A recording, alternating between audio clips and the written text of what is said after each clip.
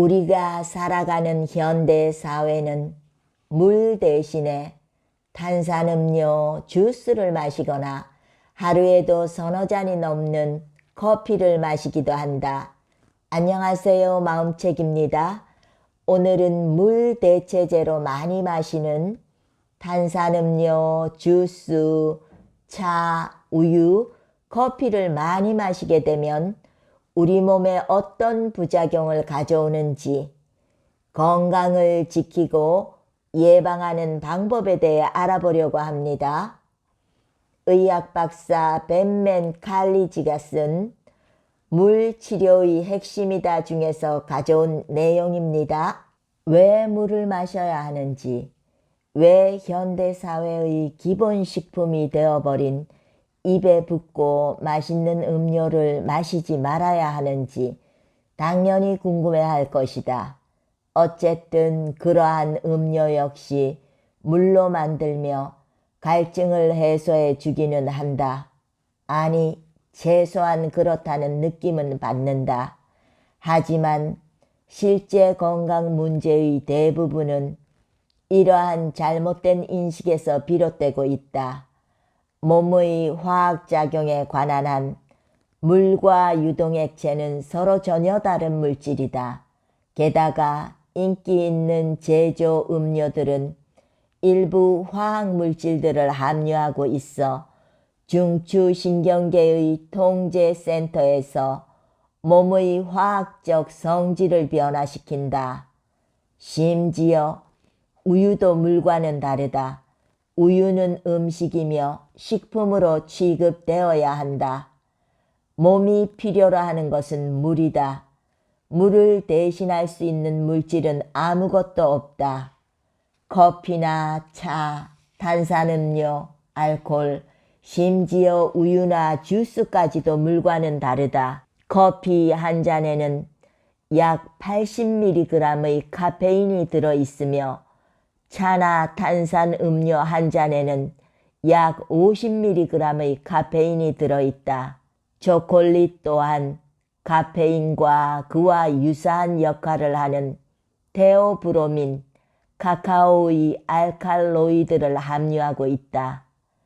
카페인은 몸의 탈수를 더 심하게 한다. 음료 속의 수분량보다 더 많은 양이 소변으로 배출된다. 카페인은 뇌 속의 멜라토닌 생산을 방해한다. 케네스 라이트 주니어 박사는 1994년 카페인의 멜라토닌 억제 효과를 밝혀냈다. 뇌의 송과선에 의한 멜라토닌 생성에 대한 카페인의 이러한 억제 효과는 6시간 내지 9시간 동안 지속되는 것으로 나타난다. 멜라토닌은 수면 시에 몸의 기능을 조절하여 숙면을 취하게 한다.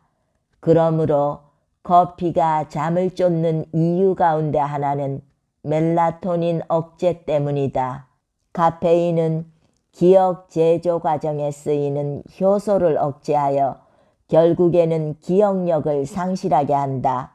학습과 기억력 발달 과정에 관여하는 포스포디에스테라제 효소를 억제하는 것으로 입증된 바 있다. 카페인은 뇌 세포에 해를 끼칠 수 있다. 일부 식물들은 자신을 보호하기 위한 방어제로서 카페인을 사용하기도 한다. 약탈, 동물들이 이 식물을 먹게 되면 카페인의 독성으로 인해 더 강한 동물에 맞서 생존하기 위한 그들 본래의 능력과 기지가 감퇴된다. 결국 위장하는 방법을 잊게 되어 강자에게 잡혀먹게 된다. 커피 식물은 바로 이런 방법으로 해충을 퇴치한다.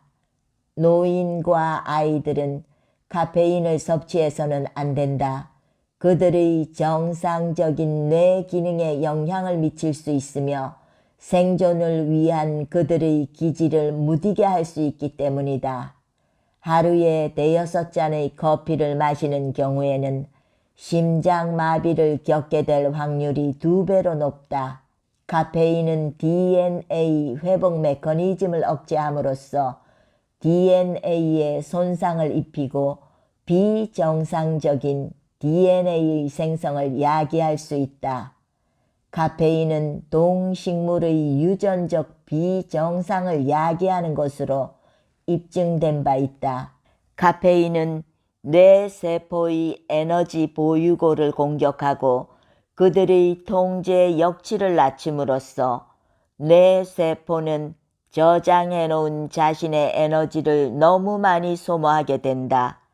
그들은 에너지가 고갈될 정도로 많은 에너지 소모 기능을 닥치는 대로 작동한다. 카페인의 영향을 받은 뇌 세포는 전적인 협조가 요구되는 새로운 상황에 직면할 경우 에너지 부족을 겪게 된다. 따라서 뇌의 반응도 늦어지게 된다. 카페인을 지나치게 섭취하고 난 뒤에 맥이 풀리고 민감한 상태가 되는 것은 바로 이러한 이치 때문이다. 또한 청소년기에 탄산음료를 너무 많이 섭취하게 되면 그 속의 카페인에 의해 주의력 결핍이 야기된다. 물은 그 스스로가 수력 전기 에너지를 생성해낸다. 그러나 똑같은 물 속에 함유되어 있는 카페인은 신장을 자극하여 마신 것보다 더 많은 양의 물을 몸 밖으로 배출하게 만든다. 그 결과 뇌 세포에 비축된 에너지가 소진된다. 카페인이 함유되고 인공 감미료를 사용한 탄산음료는 일반 설탕이 들어있는 경우보다 더 위험하다. 인공 감미료는 강력한 화학약품으로서 설탕으로 가장하여 뇌 세포를 속인다. 단맛은 일반적으로 몸속에 에너지가 들어오는 것으로 해석된다. 인공 감미료는 혀의 미뢰, 혀의 미지 감지 기관을 거치면서 뇌의 소모를 감당할 만큼 충분한 당이 몸에 들어왔으며 순환을 통해 곧 당도할 것처럼 뇌를 인식시킨다. 뇌는 그에 맞추어 행동을 계획한다. 혈액 속의 당치에 대한 엄격한 통제가 있으므로 뇌는 단맛의 결과를 계산하고 간에게 다른 원재료로 당을 제조하지 말고 저장해 둘 것을 지시하고 프로그램을 설정한다. 그러나 미뢰를 통과해 들어오기로 약속한 당은 어디에서도 발견되지 않는다. 당황한 뇌와 간은 음식을 찾아내어 에너지를 공급하기로 한 약속을 이행하기 위해 공복 감각을 재촉한다. 결과적으로 음식을 갈망하게 되는 것이다. 인공 감미료를 사용하는 사람들은 감미료 섭취 후 90분이 지날 때까지 음식을 탐하고 정상적인 경우보다 많이 먹는다는 사실이 입증된 바 있다. 인공 감미료의 섭취는 미국 인구의 37% 이상이 비만인 이유 중에 하나가 된다. 음료 속의 알코올. 음료에 함유된 알코올은 탈수를 야기한다. 신장이 물을 쏟아내기 때문이다. 알코올은 비상물 공급 시스템을 방해한다. 바소프레신의 활동을 억제하며 뇌 세포의 탈수를 야기한다. 몇 잔의 알코올 음료들을 마신 뒤 나타나는 숙취는 바로 뇌의 탈수 신호이다. 알코올은 중독과 기능적 우울 증세를 초래할 수 있다. 알코올은 발기부전을 야기할 수 있다. 알코올은 간을 손상하게 한다. 알코올은 면역 체계를 억압한다. 알코올 섭취는 암 발병 확률을 높일 수 있다. 알코올은 유리기, 산과 유사한 물질을 생성하는데 이들이 마음대로 순환하게 될 경우 일부 민감한 조직을 공격하거나 손상시킬 수 있다. 여러 가지 물질 가운데 이들 유리기를 제거하기 위해 사용되는 것은 멜라토닌이다. 그 결과 체내의 멜라토닌 함량이 부족하게 된다. 알코올 중독은 부분적으로 세포막, 특히 뇌세포의 탈수에 의해 야기되기도 한다. 탈수는 중독인자인 체내의 천연 엔도르핀의 분비를 촉진한다. 알코올에 관한 이야기가 나온 김에 대부분의 알코올 중독자들이 실제로 물을 몹시 원한다는 사실을 이야기하고자 한다. 물은 모틸린, 소화관의 장크롬 친화성 세포에 의해서 분비되는 펩타이드 호르몬, 세로토닌, 아드레날린 등 몸의 엔도르핀 활동 증강을 완성시키는 호르몬들을 통해 자연스러운 포만 효과를 가져다 준다. 알코올 중독자들은 뇌에 미치는 알코올의 자극적인 탈수작용과 더불어 엔도르핀이 방출된다는 것을 감지하게 된다. 이런 과정을 통해 중독이 진행되는 것이다. 알코올 중독자가 물 섭취량을 늘리거나 맥주나 선호하는 독주 대신에 물을 마시게 되면 알코올에 대한 욕구가 감소하게 되며 의외로 쉽게 습관적인 음주를 멀리하게 될 수도 있다. 알코올이 뇌에 미치는 자연적인 작용은 통증 감지 중추를 포함한 모든 뇌 기능을 전반적으로 억제하는 것이다. 가장 먼저 무기력하게 되는 것은 뇌의 억제 중추이다. 알코올 섭취의 기운을 빌어 다른 사람들에게 감정을 쏟아내는 것은 바로 이러한 이유에서다. 이럴 경우에 혼자 있게 되면 알코올의 영향으로 잠이 들게 될 것이다. 한마디로 알코올은 억제제라고 할 수 있다. 따라서 무력감을 느끼는 사람들은 결코 알코올을 섭취해서는 안 된다. 반면에 물은 뇌를 억압하지 않으며 하고자 하는 일이 무엇이든 그 일을 하는 데 있어 많은 에너지를 주면서 만족감과 인내심을 더욱 높여주게 된다. 주스와 우유, 몸이 물을 필요로 할 때 주스나 우유로 대신할 경우 각각 다른 문제를 야기하게 된다. 오렌지 주스를 너무 많이 먹게 되면 히스타민의 생성을 증가시키고 어린이나 성인 모두에게 천식을 유발할 수도 있다. 심지어 주스 속의 천연당, 설탕은 간의 지방 저장 모드를 설정시키기도 한다. 즉, 지방을 구하기 위한 처방을 내리는 것이다. 우유는 식품으로 간주되어야 한다. 아기에게 모유가 아닌 제조 분유를 먹일 경우에는 현재 제조되어 있는 상태보다 훨씬 묽은 농도로 먹여야 한다. 모유를 수유하지 않는 아기의 식단에는 물을 좀 더 많이 포함시키는 것이 좋다. 엄마 젖을 먹지 않는 아기들의 일부 사체 부검을 통해 심장 동맥에 콜레스테롤의 조짐이 있다는 것이 밝혀진 바 있다. 우유가 건강을 유지하기 위한 액체 형태의 칼슘과 단백질의 훌륭한 공급원인 것은 사실이다. 하지만 몸에 필요한 물을 우유로 완전히 대체해서는 안 된다. 소의 우유는 본래 태어난 지 몇 시간 만에 걷기 시작하는 송아지에게 맞도록 만들어졌다는 사실을 기억해야만 한다. 움직임이 많지 않은 아기나 어린이에게 묽게 희석하지 않은 분유를 먹이게 되면 문제를 자초하게 될 수도 있다. 인체에는 전반적으로 국부적으로 수분의 필요를 나타내는 여러 가지 뚜렷한 방법들이 있다. 여기에는 천식이나 알레르기와 같은 국부적인 여러 탈수 합병증도 포함된다.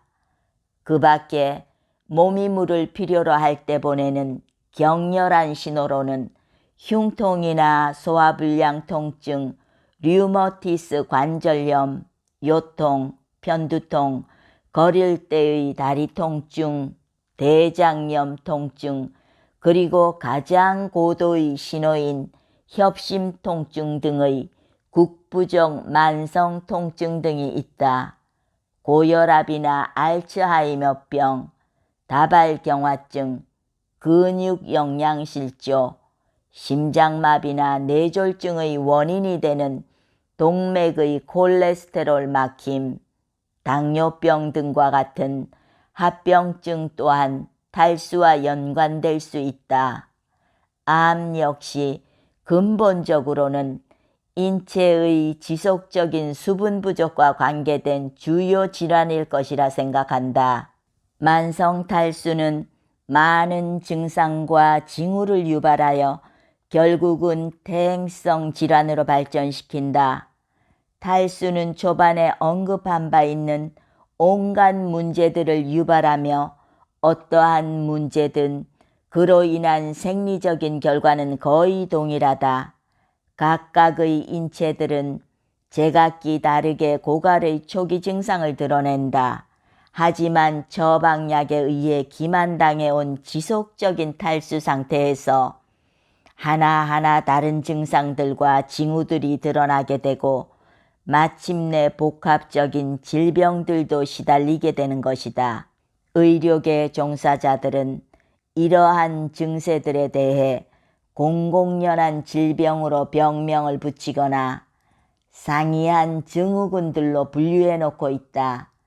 최근 수년간 일부 증후군들을 몇 가지 전형적인 혈액 검사를 통해 분류하여 자가 면역 질환이라고 명명한 바 있다. 거기에는 루푸스와 다발경화증, 근육영양실조, 인슐린 비의존성 당뇨 등이 속한다. 내가 탈수나 탈수 합병증에 의한 상태로 여기고 있는 많은 증세들에 대해 지금까지 의학계에서는 원인이 알려지지 않은 질병이라는 가정하에 연구를 진행해왔다. 인류의 건강 문제에 대해 현재 지니고 있는 시각으로는 치유라는 말은 쓸 수 없는 단어이다. 고작 해야 문제를 치료하고 완화되기만을 바랄 뿐이다. 내 시각으로 볼 때 가장 고통스러운 퇴행성 질환은 다양한 패턴을 지닌 국부적 혹은 지엽적인 수분 고갈 상태이다. 일단 고갈을 바로잡게 되면 탈수에 의한 손상이 확대되지 않는 한 문제는 자연스럽게 치유되기에 이를 것이다. 나는 또한 수분 결핍을 포함한 결핍 장애를 진단하기 위해 화학약품 연구에 적용되는 연구 지침을 준수할 필요는 없다고 생각한다. 우리가 해야 할 일은 부족함을 확인하고 결핍을 바로잡는 것뿐이다. 이제 탈수에 의한 온갖 증세에 대해 그 치료는 다 똑같다는 사실이 확연해졌다. 증세는 셀 수 없이 많지만 치료 지침은 하나뿐이다. 정말 훌륭하지 않은가? 한 가지 프로그램이 그토록 많은 문제들을 다 해결하는데도 비용도 들지 않으며 쓸데없이 몸을 성가시게 할 필요도 없다. 이 치료 1단계에는 일일 수분 섭취량의 분명하고 단호한 상향 조정이 포함된다. 지속적인 탈수는 또한 체내에 충분히 비축되어 있어야 하는 일부 요소들의 불균형한 소실을 야기한다. 이상적인 치료 원안에는 당연히 관련 대사를 적절히 바로잡는 일이 포함되어 있어야 한다. 요컨대 수분 결핍으로 인한 일부 조직의 부수적인 결핍을 바로잡는 것도 탈수로 인한 질병 치료에 포함되는 것이다. 탈수로 인해 야기된 이러한 복합적인 결핍 현상은 많은 퇴행성 질환의 근본을 이루고 있다. 생활 양식의 변화는 탈수로 인한 모든 장애를 바로잡는 데 있어서 아주 핵심적인 일이다. 물치유 프로그램의 근간은 한마디로 충분한 물과 소금의 섭취, 규칙적인 운동, 미네랄이 풍부한 균형 잡힌 식단이다. 이 식단에는 많은 과일과 야채, 그리고 세포막과 호르몬의 생성과 신경 고립에 필요한 필수 지방산이 포함되어야 한다. 당연히 카페인과 알코올은 배제되어야 한다. 머릿속의 복잡한 긴장을 풀고 해독하기 위한 명상도 필요하다. 더불어 건강을 위해 반드시 해야만 할 일은 식단에서 인공감미료를 축출하는 것이다. 또한 천식을 통해 나타내는 탈수는 인체 내부에 다른 상흔들을 남긴다는 점을 기억해야 한다. 이 때문에 어린 시절의 천식을 그토록 심각한 문제로 보는 것이다. 천식은 아이에게 흔적을 남겨 훗날 각기 다른 많은 건강 문제들로 나타날 정도로 아주 지독한 증세이다. 내가 아이들의 천식을 뿌리 뽑기 위해 많은 노력을 쏟아온 이유도 아동기 탈수의 손상 효과가 매우 심각하다는 것을 깨달았기 때문이다. 몸에 필요한 첫 번째 영양소는 물이다. 물은 영양소이다. 에너지를 생성해내기 때문이다. 물은 모든 미네랄과 단백질, 전분, 그 외의 수용성 요소들을 용해하여 혈액 상태로 인체 곳곳에 운반하고 배포한다. 혈액을 바닷물이라고 생각해보자. 그 속에는 몇 가지 생물체들, 즉 적혈구, 백혈구, 혈소판, 단백질 요소 등이 목적지를 향해 헤엄치고 있다. 혈청은 바닷물과 거의 똑같은 미네랄 농도와 구성 비율을 가지고 있다. 인체는 끊임없이 물을 필요로 하는 상태에 있다. 숨을 내쉴 때마다 폐를 통해 물을 빼앗기며 발안과 소변 배출, 매일의 장관 운동을 통해 물을 빼앗긴다. 몸에 물이 필요한지를 알 수 있는 훌륭한 계측기는 바로 소변의 색깔이다. 몸이 충분히 수화되어 있을 경우에는 무색의 소변을 배출한다. 물론 색깔이 있는 비타민제의 복용이나 색소가 첨가된 음식의 섭취는 고려하지 않은 경우이다. 어느 정도 탈수된 상태의 소변은 노란색이며 완전히 탈수된 상태의 소변은 주황색에 가깝다. 이뇨제를 복용 중이거나 탈수 상태에 있던 몸에 물을 넘치게 공급한 후 아직 무색의 소변을 기다리는 경우는 당연히 예외이다. 몸은 하루 2쿼트 약 1.9리터 이상의 물과 반 티스푼의 소금을 필요로 한다. 소변과 호흡, 발안 등으로 소실되는 물을 보충해야 하기 때문이다. 이보다 적은 양을 섭취할 경우에는 신장이 부담을 일으키게 된다. 가능한 한 적은 양의 물로 소변을 집결시키고 화학작용의 독성 물질을 배설하려면 신장이 보다 열심히 일을 해야만 한다. 이러한 과정은 신장세포에게 상당히 무거운 부담을 주게 된다. 체격이 큰 사람들을 위해 대강의 계산법을 소개하자면 체중 1kg마다 33ml 정도의 물을 마시면 된다. 즉 체중이 80kg일 경우 2.6리터 정도의 물을 섭취해야 한다. 목이 마를 때면 언제든 심지어 식사 도중이라도 물을 마시는 것이 좋다. 식사 도중에 물을 마시는 것은 소화 공정에 급격한 영향을 끼치지 않지만 음식을 섭취하는 동안의 탈수는 소화 공정에 영향을 끼치기 때문이다. 또한 아침에 일어나는 즉시 적어도 2잔의 물을 마셔야만 8시간의 수면을 통한 수분 손실을 바로잡을 수 있다.